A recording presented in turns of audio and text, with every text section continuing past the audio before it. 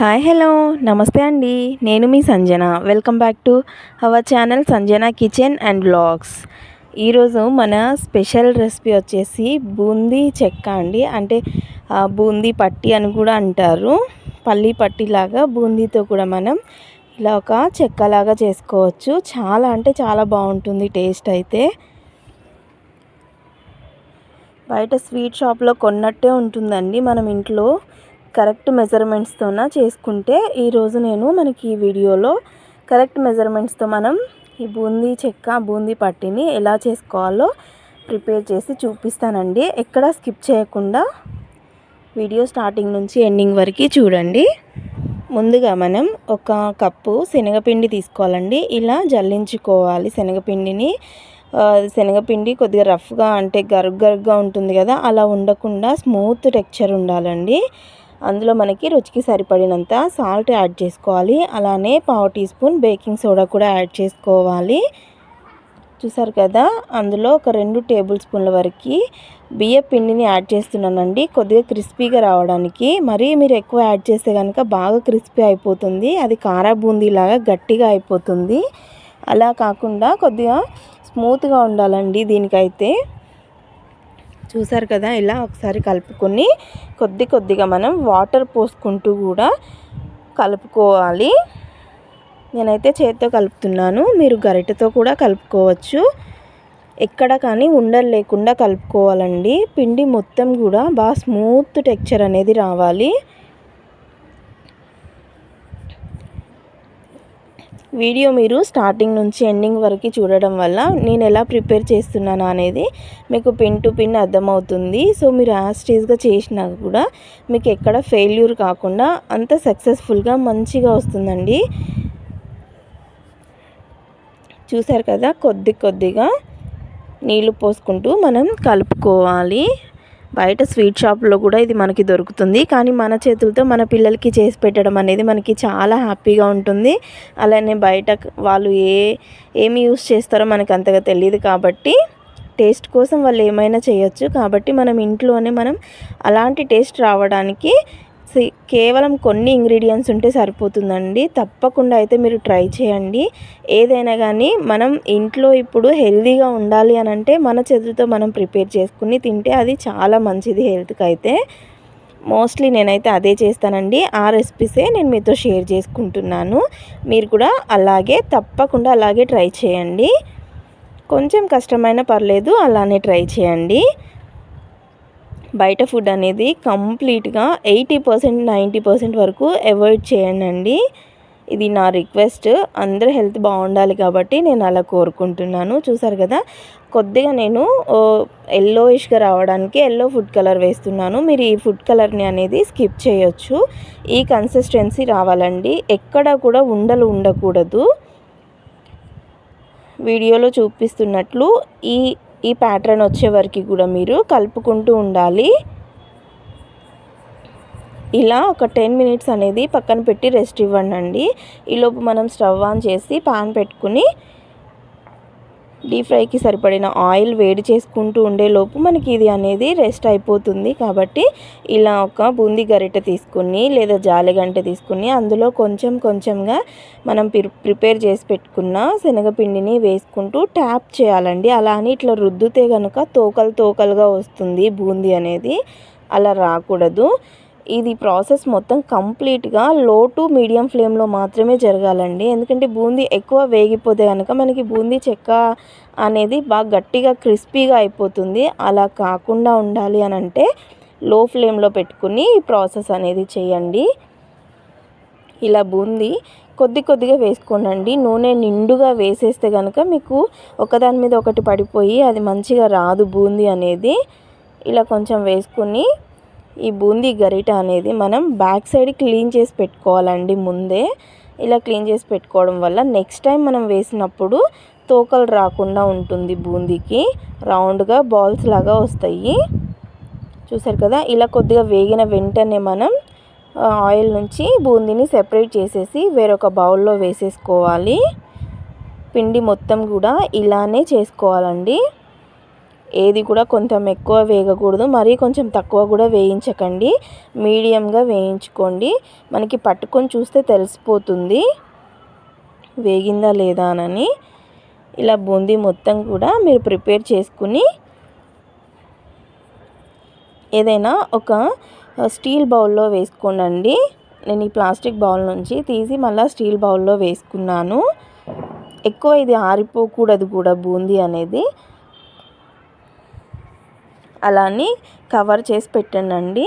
ఇప్పుడు ఈ బూందీకి కావలసిన పాకాన్ని ప్రిపేర్ చేసుకుందాము. మనం ఒక బౌల్ తీసుకున్నాం కాబట్టి బూందీ శనగపిండి ఒక బౌల్ నిండా మనం బెల్లం తీసుకోవాలండి. అందులోనే ఒక పావు కప్ అని వాటర్ పోసుకోవాలి. చూసారు కదా పాకం అనేది వచ్చిందా లేదా అనేది మనం ఒక బౌల్లో కొన్ని వాటర్ పోసుకుని చెక్ చేసుకుంటూ ఉండాలి.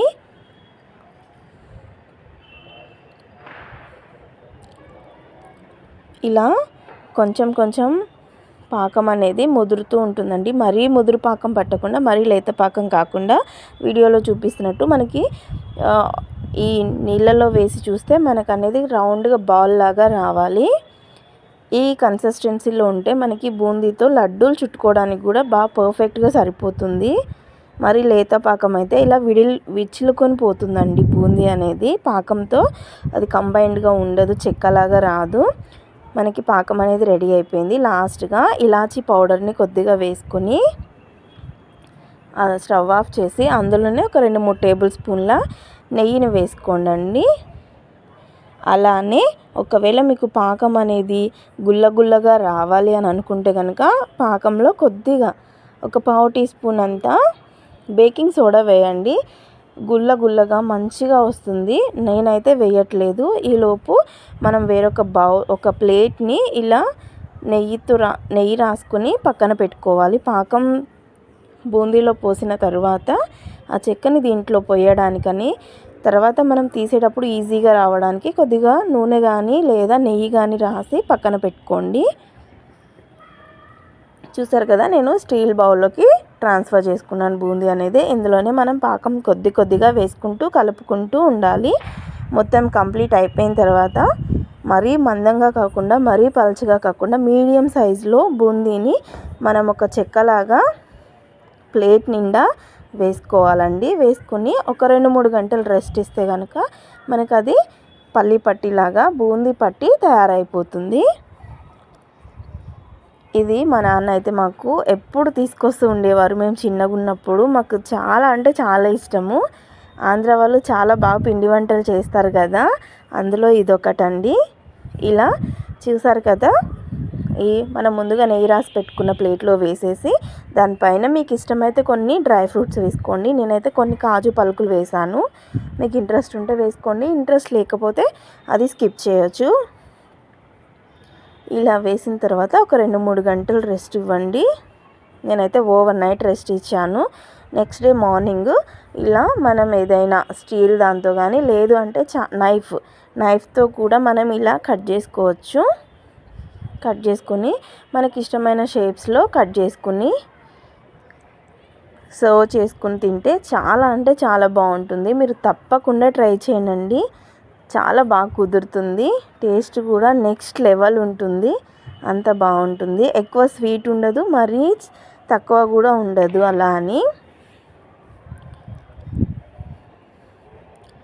ఇలా కట్ చేసుకుని మనం సర్వ్ చేసుకుని తింటే చాలా బాగుంటుందండి.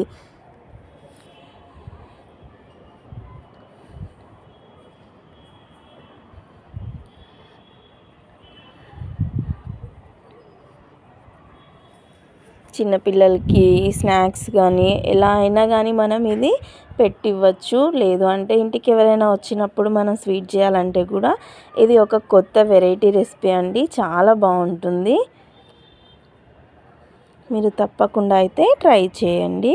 చూసారు కదా, ఇలా కొంచెం కొంచెం కట్ చేసుకుని నేనైతే స్క్వేర్ షేప్లో కట్ చేశాను.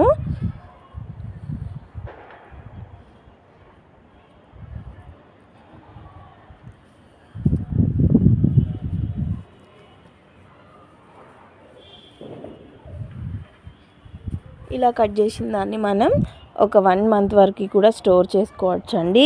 ఏమీ కూడా వాసన అనేది రాదు, ఎందుకంటే స్వీట్ కదా. ఒక కంటైనర్లో స్టోర్ చేసుకుంటే కనుక మనకి 1 to 2 మంత్స్ వరకు కూడా స్టోర్ అవుతుందండి. చూసారు కదా, ఇలా చిన్న చిన్న అడుగు నుంచి లేపితే కనుక మనకి మనం కట్ చేసిన షేప్ అనేది వస్తుంది. నేనైతే స్క్వేర్ షేప్లో కట్ చేసి పెట్టుకున్నాను. మనం ఇప్పుడు వేసిన చెక్క అయితే ఇలాంటి ప్లేట్స్లో నాకు 2 ప్లేట్స్ వరకు అయ్యింది. ఇలా మనకి తీయడానికి కూడా చాలా ఈజీగా ప్లేట్ నుంచి రిమూవ్ అయిపోతుంది. మనం ముందుగా నెయ్యి రాసి పెట్టుకున్నాం కాబట్టి. చూడండి ఎంత బాగుందో, అంతే టేస్టీగా కూడా ఉంటుంది. నో ప్రాబ్లం, మీరు ఖచ్చితంగా ట్రై చేయండి, మీకు కన్ఫామ్గా కుదురుతుందండి.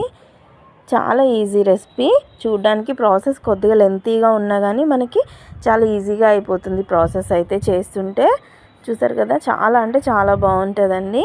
మీరు కూడా తప్పకుండా ట్రై చేసి నా కామెంట్ సెక్షన్లో కామెంట్ చేయండి. అలానే ఇప్పటివరకు నా ఛానల్ని ఎవరైనా సబ్స్క్రైబ్ చేయకుండా చూస్తున్నట్లయితే వెంటనే సబ్స్క్రైబ్ చేసి నన్ను సపోర్ట్ చేయండి. పక్కనే ఉన్న బెల్ ఐకాన్ని ప్రెస్ చేయడం మాత్రం మర్చిపోవద్దు. Thank you for watching. Bye.